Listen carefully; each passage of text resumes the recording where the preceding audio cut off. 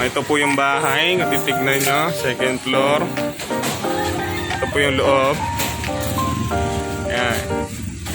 3 million na lang po yan. Dalawa room. Dalawa CR. Yan. Taas, up and down. Hoy, saan ka pupunta? Yan po CR. Mabango. Yan. Oh, mayroon pa dito. Yan.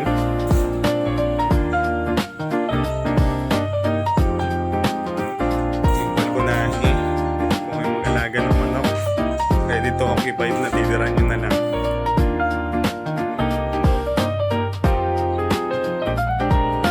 Unahan na lang po Unahan na lang po tayo makabili. Ito po, meron tayong downstairs.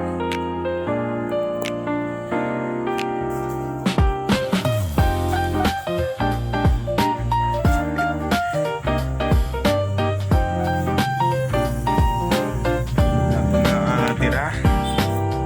Yan. Basement po.